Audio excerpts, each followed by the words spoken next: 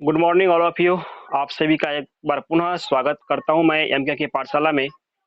आज मैं आप लोगों के बीच अवतल दर्पण में और उत्तल दर्पण में आवर्धन का व्यंजक कैसे प्राप्त करेंगे, इसके बारे में बताऊंगा। साथ ही साथ मैं बताऊंगा कि आवर्धन क्या होता है और उसे अ, किस प्रकार से समझा जाए बेहतर से बेहतर तरीके से। तो आज मैं अधिक समय ना लेते हुए आज मैं बताने जा रहा हूँ। आज आपको आवर्धन का व्यंजक प्राप्त करना अवतल और उत्तल दर्पण में। आज ये मेरा फिजिक्स का 13वां क्लास है। बाकी सभी क्लास में प्लेलिस्ट में क्रमानुसार डाल दिया हूँ। अगर आपने पिछला क्लास नहीं देखे हैं तो आप प्लेलिस्ट में जाकर के बारीकी से हर पार्ट को देख सकते हैं, जहाँ से आपको संपूर्ण फर्स्ट लेसन की कंप्लीट कोर्सेस मिलेगी। अगर ये क्लास आपको वाकई पसंद आ रही हो तो कृपया लाइक अवश्य करें और अधिक से अधिक फ्रेंड्स के पास इसे शेयर करें ताकि अधिक से अधिक लोग इससे जुड़ सके। और साथ ही साथ अगर आप इस चैनल में पहली बार विजिट कर रहे हैं तो कृपया इसे सब्सक्राइब अवश्य करें, जिससे मैं भी मोटिवेट हो सकूं और आपके लिए और बेहतर से बेहतर ढंग से कार्य कर सकूं। चलिए आज स्टार्ट करते हैं अपने इस क्लास को।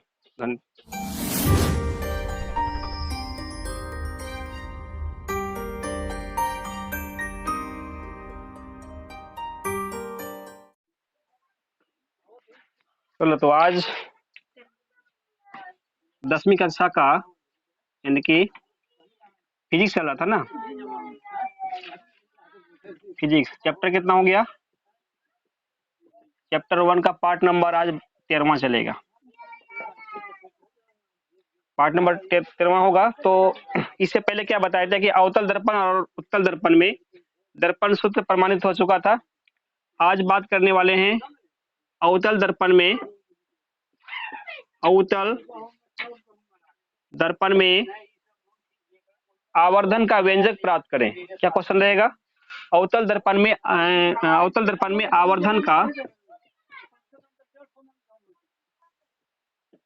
आवर्धन का व्यंजक प्राप्त करें। है बात समझ में? क्वेश्चन लिखो, कर देते हैं। फिगर क्या होता है?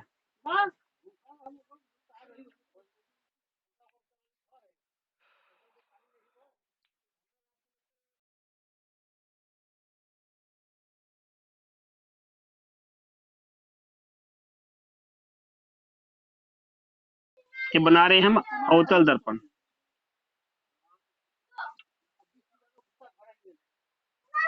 ठीक है, समझना।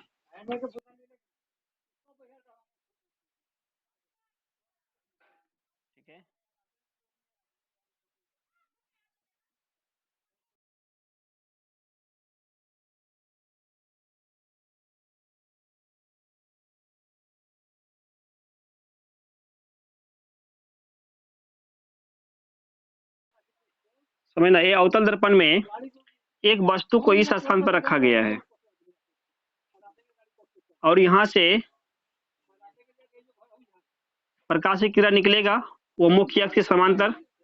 इससे पहले जब बताए थे अवतल दर्पण में बड़े प्रतिबिंब का स्थिति सब नहीं, तो उसमें बताए होंगे कि जब भी मुख्य अक्ष के समांतर कोई भी प्रकाशिक किरण जाती है तो दर्पण से टकराने के बाद कहाँ से होकर आती है? इधर या इसका फोकस बिंदु से होकर निकलेगी। एक बिंदु से स्थान पर कौन सा होगा? इसको सी बोलेंगे। एक प्रकाशिक किरण कहाँ से होते हुए? सी से होते हुए जाएगी और ये दर्पण से टकराने के बाद कौन सा बिंदु से निकलेगी? इसका नियम था कि अगर प्रकाशिक किरण वक्रता केंद्र से होकर गई तो दर्पण से परावर्तन के बाद पुनः उसका परावर्तन उसी पथ में हो जाएगा, यानी कि उसी दिशा में उसका परावर्तन होगा। आए समझ में? इस तरह से निकल गया। और ये जो आपतित किरण हुआ था मुख्य अक्ष के समांतर, एफ से होते हुए बाहर चला गया। तो दोनों प्रकाशिक किरणें एक दूसरे को कहाँ पे काट रही है? इस स्थान पर काटी। जहां पर कटेगा वहां से ही क्या बनेगा? इसका प्रतिबिंब बनेगा। तो वस्तु को अगर हम मान लेते हैं ए और बी, इसका प्रतिबिंब क्या होगा? ए डैश बी डैश। ठीक है, ए प्रतिबिंब हुआ। प्रकाशिक किरण मान लो कि एक प्रकाशिक किरण इस दिशा से आई और कहां पर गया? बिल्कुल P बिंदु पे जाकर मिला। तो प्रकाश परावर्तन का नियम क्या था कि आपतन कोण हमेशा परावर्तन कोण के क्या होता है, बराबर होता है।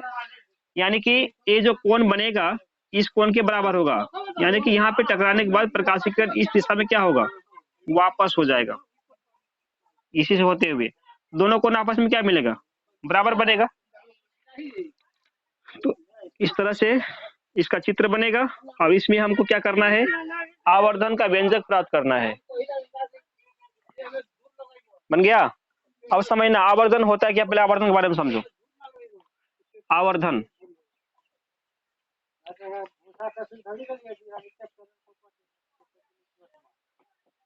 समझना, आवर्धन का मतलब होता है प्रतिबिंब की ऊंचाई और वस्तु की ऊंचाई के अनुपात को ही क्या बोलते हैं, आवर्धन कहते हैं। यानी प्रतिबिंब का ऊंचाई कौन सा होगा, ये जिसका हाइट हुआ प्रतिबिंब का, वस्तु की ऊंचाई कौन सा हुआ, ए बी, तो वस्तु की ऊंचाई हुआ।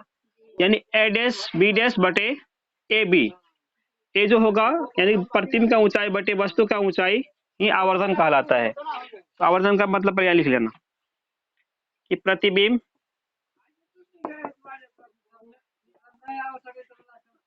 की ऊंचाई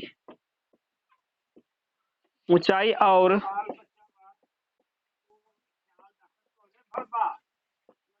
प्रतिबिंब की ऊंचाई और वस्तु की ऊंचाई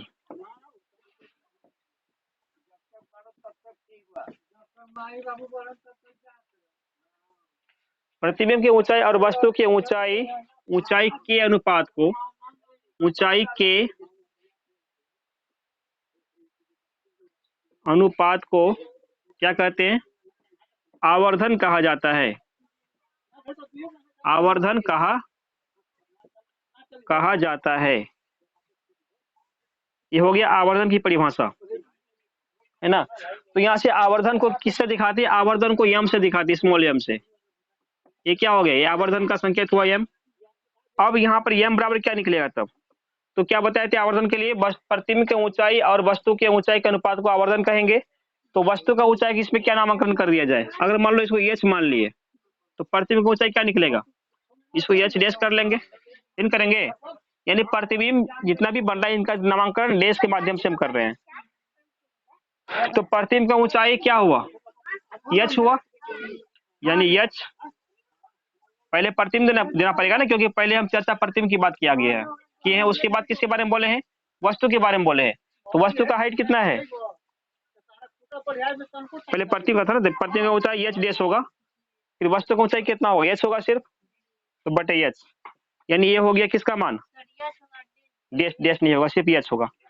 यानी ये हो गया आवर्धन का मान, यानी एम का मान हो गया एच डैश बटे एच।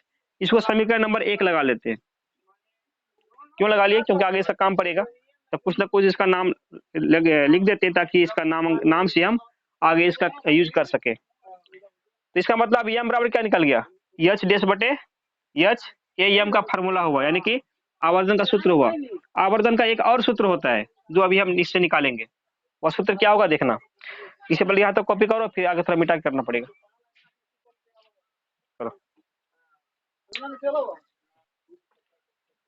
तो देखो, तो यहाँ में अभी तक में क्या निकला, एम बराबर एच डैश बटे एच होता है। और थोड़ा सा फिगर को देख लेते हैं। ये जो दर्पण है कैसा है, एक्स वाई नाम का एक दर्पण है, और ये जो आपतित किरण किसी न किसी बिंदु पर टकराएगी, इस बिंदु को क्या बोलते हैं, बी, तो बी का यूज हो चुका है ना। देखो, तो इस बिंदु का कोई ना कोई नामांकन कर देते हैं। तो ए और बी हो चुका था, क्या मान लेते, पी था, क्यू मान सकते हैं, नहीं मान लिया क्यू बिंदु पे टकराई, वहां से परावर्तित हो गए, ठीक है। अब थोड़ा सा इसका आगे चलते हैं। अभी ध्यान रखना इसमें कि एम बराबर क्या हो रहा है, एच डैश बटे एच।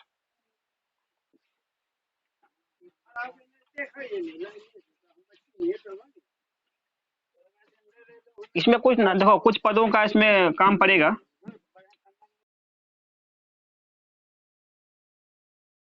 समझो इसमें, तो इसमें क्या करते हैं, माना एक्स वाई क्या है, एक अवतल दर्पण है, एक अवतल दर्पण है जिसमें वस्तु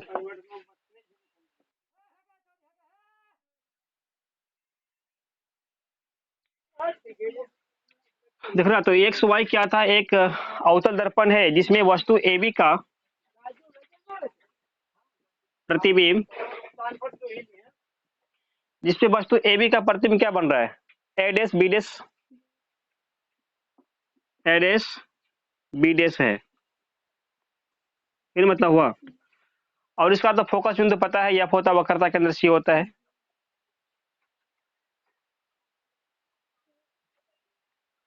तो हमें क्या करना है,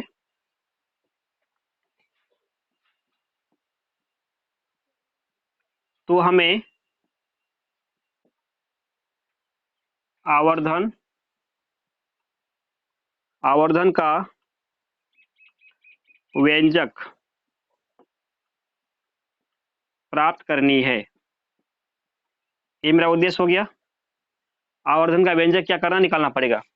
इसके लिए यहाँ पर देखो थोड़ा सा इसका जो काम पड़ेगा कि इसमें ए और बी क्या हुआ, वस्तु का ऊंचाई हुआ, तो ए बी को क्या मान सकते हैं, अभी हम क्या माने हैं, वस्तु का ऊंचाई को क्या माने हैं, यच माने हैं ना। आप समझना थोड़ा चिन्ह परिपाटी से। चिन्ह परिपाटी में क्या नियम था कि मुख्य अक्ष के ऊपर की दिशा में मापी गई सभी दूरियां कैसा होती है, अब उसके बाद सभी दूरी धनात्मक होती है ना, यानी यच जो होगा किसमें, प्लस की माइनस में, किसमें होगा, प्लस में होगा। उसके बाद है इसका बताओ तो ए डैश बी डैश का माप कितना होगा, ए डैश बी डैश का हाइट कितना होना चाहिए, माइनस में कि प्लस में। क्या बताए थे इसमें कि मुख्य इसका निर्देशांक चिन्ह परिपाटी से क्या बात सामने आया हुआ था कि मुख्य अक्ष के नीचे की जितनी भी दूरियां मापी जाएगी वो सारा सारा क्या बनेगा, ऋणात्मक होता है, यानी कि माइनस में जाएगा। इसका मतलब ये होगा माइनस एच डैश, ठीक है। अब यहां से अगर लिया जाए पी ओ पी ए, क्या चीज है, पी ए बराबर क्या चीज होगा, यह वस्तु दूरी ना हुआ, यानी वस्तु को यहाँ पे रखें तो वस्तु का जो दूरी है कहाँ से नापा जाता है, ध्रुव से नापेंगे। ये जो दूरी होगा इसको बोलेंगे वस्तु दूरी। वस्तु दूरी को किससे दिखाते हैं, यू से दिखाते हैं। यू होगा माइनस में प्लस में, माइनस में होगा क्योंकि ध्रुव से लेफ्ट हैंड में मापी गई सभी दूरियां क्या होती है, माइनस में जाती है। उसके बाद एक बोलना प्रतिबिंब का दूरी कौन सा होगा, पी ए डैश, ये ना होगा। इसको प्रतिबिंब का दूरी को किससे मापते हैं हम, भी से मापते हैं, ये मतलब है। अब समझना भी प्लस की माइनस किसमें, भी भी माइनस में, क्योंकि ये भी तो लेफ्ट साइड में बना हुआ है, नहीं प्रतिबिंब। इसका मतलब इसका भी माप हो गया माइनस भी। इस प्रकार से कुछ पद है जिसका काम आगे पड़ेगा, इसका नामांकन वहां पर हम कर दिए। अब समझना, अब इसका परमाणु में चलते हैं हम, परमाणु कैसे करेंगे। इसके लिए क्या करते हैं, एक त्रिभुज पकड़ते हैं, वह त्रिभुज कौन सा होगा, ए बी और पी। एक ऐसा त्रिभुज लेंगे जिसमें वस्तु दूरी कम से कम आना चाहिए, है ना। तो कौन सा त्रिभुज पकड़ सकते हैं हम, ए बी पी, ये समकोण त्रिभुज हो गया ना। समकोण में क्या करते हैं, बीच वाले जो यहाँ पे समकोण बनता है उसको बीच में लगाते हैं। इसका मतलब इसको हम ले लेते हैं बी ए पी, ठीक है। त्रिभुज क्या बन गया, त्रिभुज बी ए पी। एक और कौन त्रिभुज को बनेगा, एक बनेगा ए डैश बी डैश पी, यानी B dash A dash P. ये दोनों त्रिभुज कैसा त्रिभुज है, दोनों त्रिभुज आपस में समरूप होगा। क्यों समरूप होगा समझना, इसका कोण ए 90 डिग्री का है, इसका कोण ए क्या हो गया 90 डिग्री का है। और कौन सा कोण होगा, ए बी ए सी का जो यहाँ पे कोण बना बी ए पी, नहीं कौन बनेगा ए पी बी, ये जो ये कौन बना यहाँ पर पी पर, है ना। ये जो कौन हुआ ए डैश पी बी डैश, मतलब एक कौन, दोनों बराबर होगा ना आपस में। बराबर क्यों हुआ, परावर्तन का नियम से बताए थे कि आपतन कोण हमेशा परावर्तन कोण के बराबर होता है।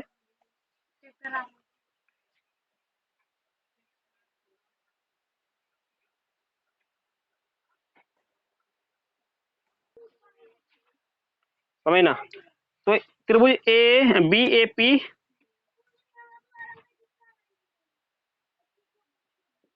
तथा त्रिभुज, चलो इसका समरूप का जो नियम हो पूरा लिख देते हैं। एक हो गया B B dash A dash P, B dash A dash P में। इन दोनों त्रिभुज में क्या हुआ, कोण इसका ए और इसका बराबर कौन सा कोण ए डैश आपस में बराबर हुआ। क्यों हुआ, क्योंकि प्रत्येक कितना करके दोनों का दोनों 90 डिग्री करके, इसलिए आपस में क्या हो गया, बराबर हो गया। तो ऐसे कर देते हैं, यहाँ लिख देते हैं प्रत्येक 90, प्रत्येक कोण यानी ये 90 का कोण बन रहा है। उसके बाद एक कंडीशन और खोजो, क्या होना चाहिए, तो इस त्रिभुज का जो है बी ए पी में ए पी बी कोण ए पी बी ए कोण, और इसका कौन सा कोण बनेगा, ए डैश पी बी, यानी कि यहां से नीचे नीचे वाला कोण। और समझिए बात, ए डैश पी बी ये आपस में बराबर क्यों हुआ, क्योंकि ये जो कोण हुआ एक किस कारण से बराबर हुआ, प्रकाश, तो ऐसे कर देते साइन आई बटे साइन कोण आई बराबर क्या होता है, कोण आर। इसका मतलब क्या हुआ, कोण आई का मतलब क्या लिखाए थे, आपतन कोण लिखाए थे ना, कोण आई का मतलब आपतन कोण, कोण आर का मतलब परावर्तन कोण।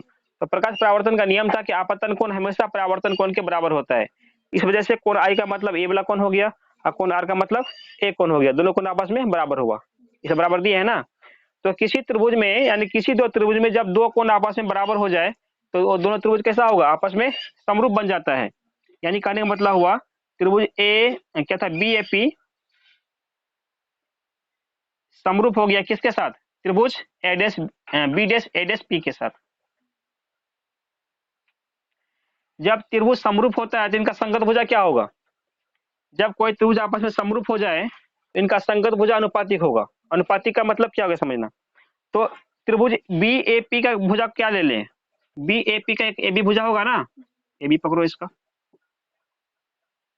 नहीं पहले क्या पकड़ना पड़ेगा, समरूप से पहले हम क्या कर देते हैं, पहले हमेशा बताए थे किसके बारे में, कि प्रतिम का ऊंचाई बटे वस्तु का ऊंचाई ना, तो प्रतिम का ऊंचाई किस में बन रहा है, इसमें बन रहा है ना, तो पहले त्रिभुज इसी को रखने में ठीक रहेगा, है ना। तो पहले क्या करते हैं, यानी प्रतिम वाला जो जिसका माप है पहले उसको पकड़ लेते हैं, वस्तु वाला को पीछे करते हैं, इसमें ए डैश बी डैश को क्या करते हैं, ए डैश और बी डैश को मिटा देते हैं। यानी इसका मतलब हुआ पहले प्रतिम का मान लेंगे, बाद में हम लेंगे किसका मान, वस्तु वाला मान। तो यहाँ पर ए डैश में 90 बनेगा, इसमें ए पर 90 बनेगा, ठीक है। तो यहाँ पर ए डैश होगा, इसमें ए डैश नहीं होगा। यानी कि कहने का मतलब क्या हुआ, सबसे पहले प्रतिबिंब का जो भी मटेरियल है उसको हम सामने रखेंगे, क्योंकि ये जो अनुपात बनेगा सबसे पहले प्रतिबिंब का ऊंचाई फिर बाद में होगा वस्तु का ऊंचाई, तो प्रतिबिंब का मान सबसे पहले हम रख रहे हैं। इसका कौन क्या बन जाएगा, B dash A dash P, इसका नहीं बनेगा, ठीक है ना। इस बार अब समझना, तो जब इसका भुजा अनुपातिक होगा तो सबसे पहले त्रिभुज क्या था, B dash A dash P था। तो इस त्रिभुज में B dash A dash P में ए डैश बी डैश क्या हुआ, प्रतिबिंब का ऊंचाई होगा ना, उसको रख लेते हैं। अगर यहाँ पर लिए प्रतिबिंब का ऊंचाई, इससे क्या पढ़ना कि इसको क्या हम क्या पकड़ना पड़ेगा, वस्तु ऊंचाई पकड़ना पड़ेगा। वस्तु ऊंचाई क्या माप इसका होगा, ए बी होगा बट ए बी। यानी कि अगर इसका लंब भुजा लिए तो इसका भी क्या करना पड़ेगा, इस त्रिभुज का भी हमको लंब भुजा ही पकड़ना पड़ेगा। अब नेक्स्ट पकड़ते हैं, ए डैश वाला त्रिभुज में क्या था, पी ए डैश क्या था, ये था ना प्रतिबिंब का दूरी, तो इस तरह का भुजा।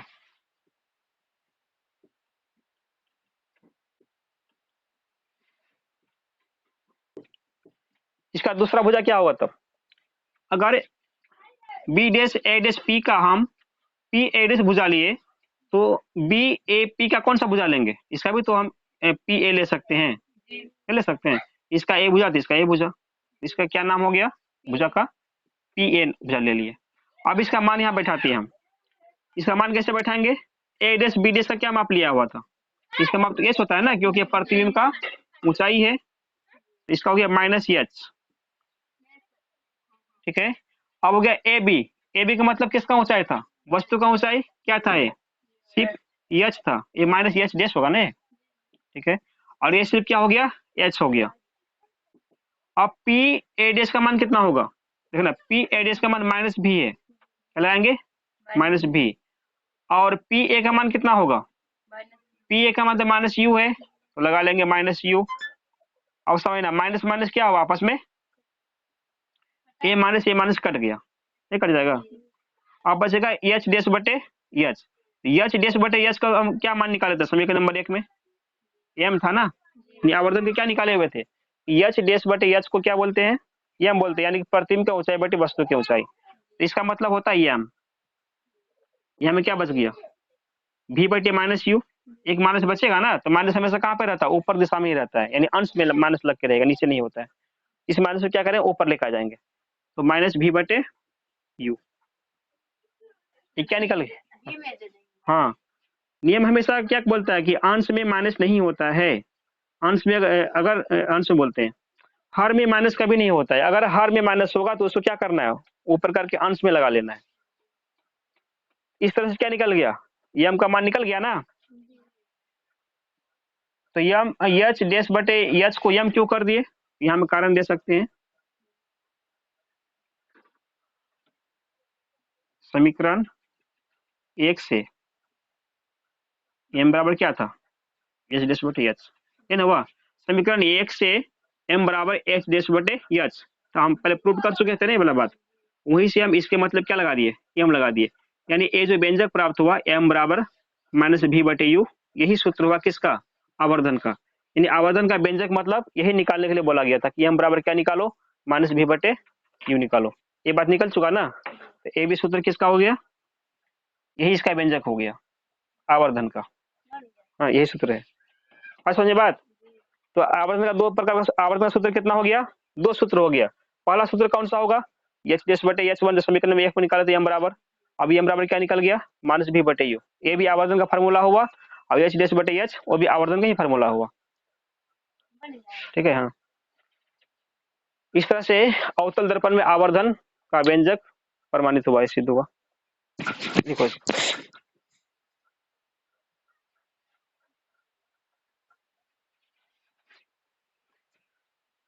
समझना। तो अभी भी क्या हुआ? अवतल दर्पण में आवर्धन का व्यंजक प्राप्त हो गया, उसका आवर्धन का व्यंजक। अब चलते हैं उत्तल दर्पण में, देखते हैं कि आवर्धन का व्यंजक कैसे प्राप्त किया जाए। तो क्वेश्चन हम यहाँ डाल देते हैं। उत्तल दर्पण में आवर्धन का व्यंजक, आवर्धन का व्यंजक प्राप्त करें। अब समझना, उत्तल दर्पण में आवर्धन का व्यंजक कैसे प्राप्त करेंगे? तो इसका जो फार्मूला है, चाहे अवतल दर्पण हो या उत्तल दर्पण हो, दोनों में सेम ही होता है नहीं? तो लेकिन इसका फिगर अलग बनेगा क्योंकि दर्पण उत्तल का है। तो सबसे पहले देखते हैं फिगर का, इसका डिजाइन किस तरह का होगा। यह क्या बन गया? ये बन गया इसको बनाते हैं हम उत्तल दर्पण। ठीक है,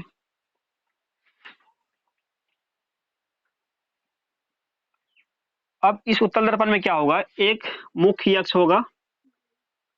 इसमें पता है इस दर्पण में जो फोकस बिंदु होगा और जो वक्रता केंद्र होगा, दोनों दोनों दर्पण के पीछे साइड में होता है, यानी इस एरिया में इसका होगा। अब इस दर्पण में एक वस्तु को इस स्थान पर रखा जाए और देखते हैं इसका प्रतिबिंब कहाँ पर बन रहा है।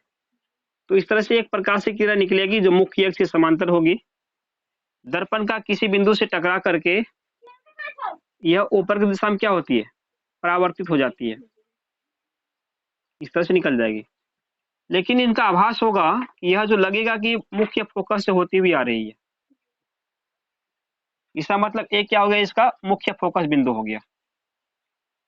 अब एक प्रकाश निकलेगी जो कहाँ जाएगी? दर्पण का जो वक्रता केंद्र है उस दिशा में जाती हुई प्रतीत होगी। नहीं, यहाँ पर क्या था? वक्रता केंद्र सी हो गया, और एक दूसरे को एक किरण इस जगह पे काट रही है, यानी कि यहाँ पर क्या बनेगा? एक प्रतिबिंब बनेगा।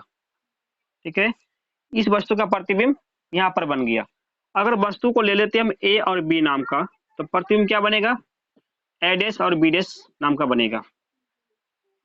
इस पॉइंट पर दर्पण का ध्रुव यानी पी होता है। ये जो आपतित किरण दर्पण का किसी न किसी बिंदु से टकराएगी, तो मान लेते हैं हम क्यू बिंदु है जहां पे क्या हो रहा है? आपस में इस ये जो प्रकाश किरण की बिंदु पे टकराया, उसके बाद इसका नामांकन कर देते हैं, इसका जो चिन्ह है, ठीक है। टकराने के बाद यह क्या होगा, उसी पथ में वापस हो जाएगी।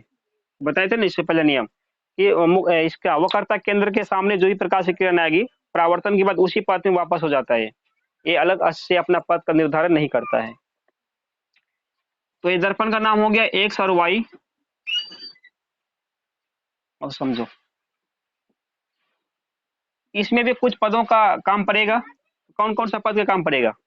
एक तो प्रतिबिंब का दूरी, इसका प्रतिबिंब का ऊंचाई हो जाएगा, वस्तु का ऊंचाई हो जाएगा, वस्तु दूरी और प्रतिबिंब दूरी, यानी इसका भी काम नीचे जब बनाने के लिए चलेंगे तो वहां पर पड़ेगा। इन पदों की पहचान हम यहाँ पर लिख देते हैं। तो मान लो ए डैश बी डैश क्या चीज था ये? ए डैश बी डैश ये तो प्रतिबिंब का ऊंचाई हुआ। तो प्रतिबिंब का ऊंचाई को किससे मानते हैं हम? एच डैश से मानते हैं ना। अब समझना, एच डैश जो है प्लस में होगा कि माइनस में होगा? इन परिपाटी से पता करो, प्लस की माइनस? माइनस होगा, क्योंकि चिन्ह परिपाटी का नियम क्या बोलता है कि मुख्य अक्ष के ऊपर की सभी दूरियां क्या होती है, सभी ऊंचाई क्या होगी? प्लस में होगी, धनात्मक होगी। इसका मतलब एच डैश प्लस में चला गया। अब अवतल में क्या हुआ था? एच डैश माइनस में था, उत्तल में क्या हो गया? प्लस में गया, ठीक है। अब चलो इसका बताओ, ए डैश सिर्फ ए बी का बताओ। ए बी क्या चीज है? यहाँ पर ए बी है ना, ये तो ऊंचाई हो गया, किस चीज का? वस्तु का ऊंचाई। तो वस्तु का ऊंचाई प्लस की माइनस? प्लस होगा, क्योंकि ये भी इसका भी तो ऊंचाई ऊपर की दिशा पर हुआ। ऊपर की दिशा में क्या बोलते हैं, सभी दूरियां प्लस में जाएगा। तो एच भी क्या हुआ? प्लस में गया। अब बताओ पी ए डैश कैसा है? इसमें नीचे में लिए थे तो नीचे बना था तब ना लिए थे, या नीचे कहाँ बन रहा है? दर्पण कैसा उत्तल न है? उत्तल में हमेशा प्रतिबिंब ऊपर ही बनता है, नीचे कभी नहीं बनता। या लिखाए थे भी पहले इसका, उत्तल दर्पण का प्रतिबिंब क्या होता है? हमेशा काल्पनिक बनता है ना, सीधा बनता है। सीधा सीधा तभी बन रहा होगा जब ये हमेशा क्या होगा, मुख्य फोकस के ऊपर की दिशा में ही बनेगा, तभी सीधा होगा। उत्तल दर्पण में नीचे नहीं आएगा। तो चलो पी ए डैश का मान क्या होगा? पी ए डैश क्या चीज है ये? इसको क्या बोलेंगे? पी ए डैश को प्रतिबिंब का दूरी बोलेंगे ना। उसको किससे दिखाते हैं? भी से। भी प्लस की माइनस किसमें? भी प्लस होगा कि माइनस होगा? तो भी प्लस में जाएगा क्योंकि राइट हैंड में है। अब चलो, अब इसका मानते पी ए का मान बोलो। पी ए का मान क्या होगा? पी ए वस्तु दूरी ना हुआ, वस्तु दूरी किससे दिखाते हैं? यू से दिखाते हैं। यू जो हुआ इसका ध्रुव से लेफ्ट दिशा में चला गया, इसका मतलब यू जो होगा माइनस में होगा, ठीक है। अब चलो इसका कैसे प्रमाणित करते हैं। तो आवर्धन का मतलब क्या होता है? जो लिखा है तो उसमें ना सेम यहाँ पर भी लिखना। आवर्धन तो प्रतिबिंब की ऊंचाई, प्रतिबिंब की ऊंचाई और वस्तु की ऊंचाई, वस्तु की ऊंचाई के अनुपात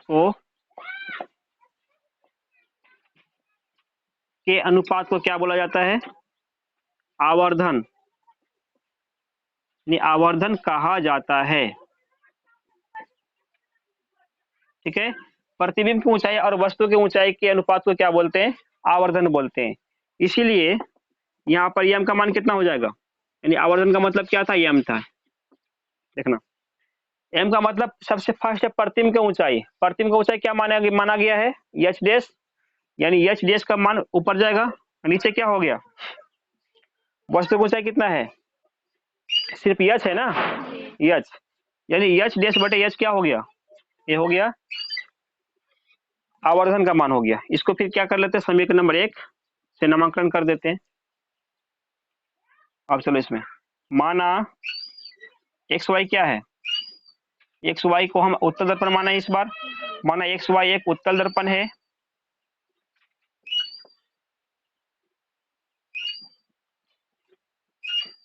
एक्स वाई एक उत्तल दर्पण है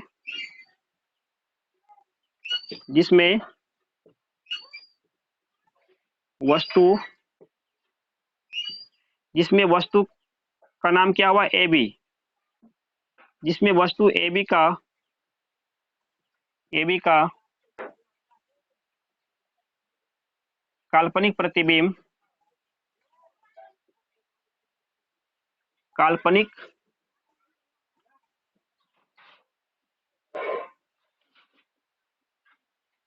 जिसमें वस्तु ए बी का काल्पनिक प्रतिबिंब ए डैश बी डैश बनता है, ए डैश बी डैश बनता है।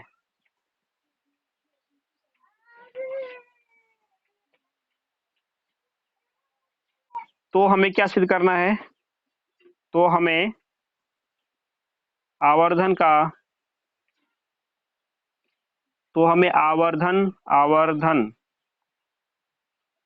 आवर्धन का व्यंजक प्राप्त करना है। ठीक है, तो हमें क्या करना है? आवर्धन का व्यंजक प्राप्त करना है। अब इसका प्रमाण चलेगा नहीं? तो प्रमाण चलेगा इसका। इससे पहले यहाँ तक कॉपी करो, फिर इसका प्रमाण बताते हैं कैसे क्या होगा।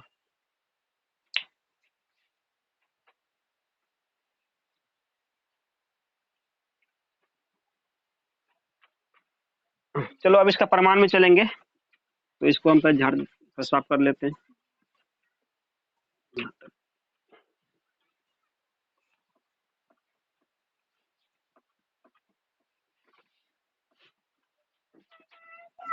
देखो क्या था, प्रमाण था।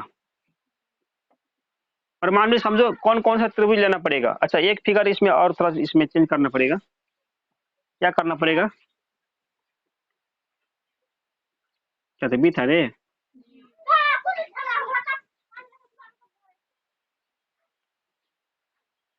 एक प्रकाश की किरण इधर से गुजारना पड़ेगा, जैसे उसमें दिया था अवतरण में जैसे किए थे। बिल्कुल केंद्र में गुजरेगा। केंद्र में आने एक केंद्र बोलते हैं। ये प्रकाश की किरण कहाँ पे गया? ध्रुव पे गया। ध्रुव के बाद से इस दिशा में इसका परावर्तन हो गया होगा ना। और यहाँ पर क्या होता है? दोनों कोण आपस में बराबर होगा परावर्तन के नियम से। अब जो ये जो प्रकाश की किरण इधर परावर्तन इसका हुआ, ये कहाँ से आता हुआ प्रतीत हो रहा है? इसी बिंदु से आता हुआ प्रतीत होगा। ये इसी बिंदु से इसका आता हुआ प्रतीत होगा। इस दिशा में इसका परावर्तन हो गया। ठीक है, अब बना एक त्रिभुज। लो कौन कौन सा त्रिभुज आएगा इसमें? थोड़ा इसके फिगर में चेंज कर लेना, फिर से कर लो, एक लाइन और ड्रॉ कर लो। हो गया ना? चलो इसमें त्रिभुज पकड़ो सबसे पहले कि कौन किसका वाला? प्रतिबिंब वाला, क्योंकि प्रतिबिंब का काम सबसे फर्स्ट इसमें आएगा। तो प्रतिबिंब का कौन सा त्रिभुज है? A dash B dash P है। त्रिभुज ए डैश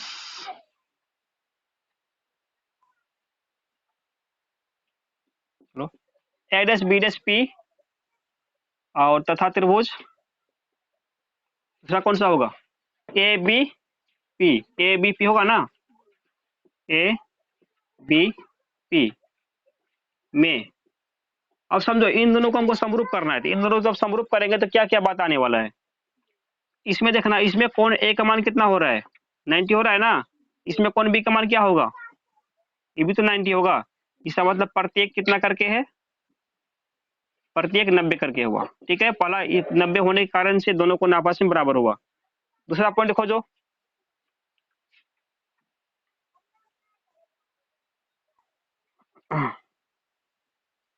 इसमें ए भी ना दे। क्या ए डैश दे दिए हैं, ए भी ना दे। कहाँ पर?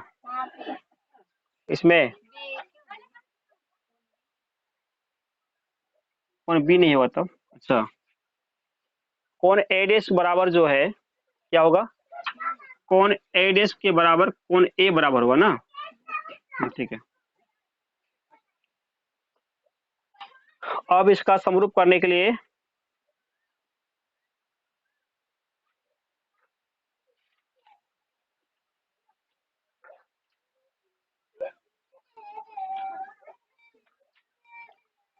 ये दोनों बराबर हुआ। देखो ये जो इस जगह पे कोण बना हुआ है, एक कोण इस कोण के बराबर होगा। क्यों बराबर होगा आप समझना। एक कोण और एक कोण कौन सा कोण हुआ? ये दोनों कोण का मान बोलो तो। पहले इसको पर रहने दो। पहले ए कोण और ए कोण, देखना दोनों कैसा कोण है, शीर्षाभिमुख कोण है, होगा ना। शीर्षाभिमुख कोण होने के कारण से दोनों कोण आपस में बराबर होगा, ठीक है। और ए दोनों कोण इसके बराबर होगा, नहीं होगा, किस कारण से होगा, परावर्तन के नियम से। आपतन कोण हमेशा परावर्तन कोण के बराबर होता है। तो ए हुआ इसके बराबर और ए हुआ इसके बराबर, तो दोनों भी तो आपस में बराबर हो जाएगा, नहीं होगा। यानी कि ए बी पी का ये जो पी वाला कोण बना हुआ इस जगह स्थान पर ए कोण, और ए डैश बी डैश पी का ये जो पी के पास जो कोण बना हुआ एक कोण आपस में क्या है, बराबर है।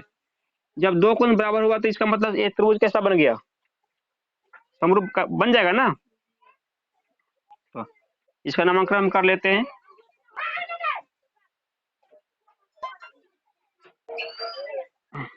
देखना ए डैश ए पी, इसमें कुछ कोण का नाम दे देते हैं ताकि आराम से जो है लिखने में सुविधा रहेगा।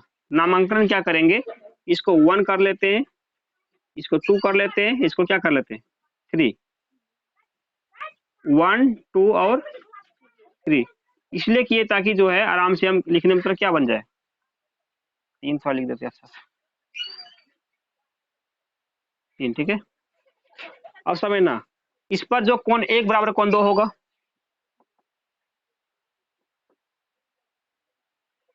कौन नियम से हुआ है, परावर्तन नियम से, परावर्तन यानी वो बता ना साइन आई बटे साइन आर, एक ही बात है, चाहे वैसा लिखो या ऐसा लिखो एक ही चीज होगा। साइन आई बराबर साइन आर था, यानी तो परावर्तन के नियम से भी लिख सकते हैं। अब इसमें चलते हैं, कौन 3 बराबर कौन क्या होगा, कौन 2, कौन 3 बराबर कौन 2, ऐसा क्यों हुआ, क्योंकि एक ऐसा कौन है, ये हुआ शीर्षाभिमुख कोण, शीर्षाभिमुख, शीर्षाभिमुख कोण आपस में क्या होगा, बराबर होता है, इस कारण से कोण 2 और कोण 3 के बराबर हो गया। अब देखना दोनों में क्या हुआ, कोण 2 का कोण 2 राइट हैंड इसका बराबर है, तो लेफ्ट हैंड में क्या होगा, बराबर होगा ना, इसलिए बोल सकते हैं कोण 1 बराबर कोण 3, दो कोण मिला, एक कोण मिल गया कोण ए डैश बराबर कोण ए, और एक मिल गया कोण ए बराबर कोण 3। तो किसी त्रिभुज में क्या बताए थे, जब दो कोण आपस में बराबर मिल जाए तो दोनों त्रिभुज आपस में समरूप होगा, इसका मतलब हो गया, इसीलिए बता सकते हैं त्रिभुज A dash B dash P समरूप हो गया त्रिभुज ए बी पी के साथ, है ना। जब समरूप होगा संगत भुजा क्या होगा, इसका अनुपातिक निकलेगा, यानी कि ए डैश बी डैश, इसलिए ए डैश बी डैश बटे ए बी, ठीक है। यानी कि प्रतिबिंब का ऊंचाई बटे वस्तु का ऊंचाई बराबर ले लो, प्रतिबिंब का दूरी बटे किसका दूरी था, वस्तु का दूरी, प्रतिबिंब का दूरी क्या बोलेंगे, पी ए डैश बोलेंगे, पी ए डैश, और वस्तु की दूरी क्या होगा, पी ए। तो इसका मतलब कितना हुआ था, एच डैश था, इसका मतलब क्या था, सिर्फ एच था, इसका मान कितना हो गया, पी ए डैश का मान देखो, पी ए डैश का मान सिर्फ भी है, सिर्फ क्या होगा भी होगा, पी ए का मान क्या होगा, पी ए का मान माइनस क्या है यू है, तो माइनस यू लगा लो। अब इसका मतलब समीकरण नंबर 1 में क्या लिए थे हम, यम लिए थे ना, यानी एच डैश एच का मतलब क्या हो गया, एम हो गया, बराबर यहाँ पे क्या हो गया, माइनस तो ऊपर हमेशा रहेगा, माइनस भी बटे यू। ये कर देते हैं समीकरण 1 से, क्या था एम बराबर है ना एच डैश बटे एच, तो ब्रैकेट लगा देते हैं, यानी जो एम का जो रूपांतरण हुआ समीकरण 1 से ही हम निकाले कि एच क्या था, एच डैश बटे एच जो है इसका एम के बराबर होता है ना, इसलिए इस स्थान पर इसका मान में क्या किसका लगा लिए, इसको हटा करके एम का मान स्थापित कर दिए, बस यही तुमको निकालना ही था। आज समझे बात, यही हुआ आवर्धन का व्यंजक या आवर्धन का फार्मूला सूत्र जो भी बोलना है, इस तरह से ये भी निकल गया, है ना। इसका मतलब ये प्रूव्ड हो गया, या भी जो भी समझो इसको सिद्ध हो गया, प्रूव्ड हो गया। यानी कि इस प्रकार से आज क्या हुआ, अवतल दर्पण में और उत्तल दर्पण में आवर्धन का व्यंजक प्राप्त हो चुका। तो आज इस लेसन को यहीं पर रहने देते हैं। तो आज इसी क्वेश्चन के साथ, यानी कि अवतल दर्पण में और उत्तल दर्पण में जो मैंने आज आवर्धन सूत्र का व्यंजक प्राप्त किया, इसी के साथ पहला लेसन यहाँ पर कंप्लीट होता है। मैं अगली क्लास में आपको फिजिक्स का दूसरे चैप्टर लेकर आऊँगा। तो इसमें सिर्फ जो ऑब्जेक्टिव का क्वेश्चन बच गया है, तो मैंने सोचा है कि अलग से आपको वीडियो बना करके इसका अलग से क्लास दे दूँ, जिसमें कि हर चैप्टर का आपको अलग से ऑब्जेक्टिव का सिर्फ क्वेश्चन मिलेगा। तो आज इसी के साथ इस चैप्टर का अंत करता हूँ। नेक्स्ट क्लास में पुनः लेसन नंबर 2 यानी चैप्टर 2 के साथ उपस्थित होऊंगा। तब तक के लिए धन्यवाद।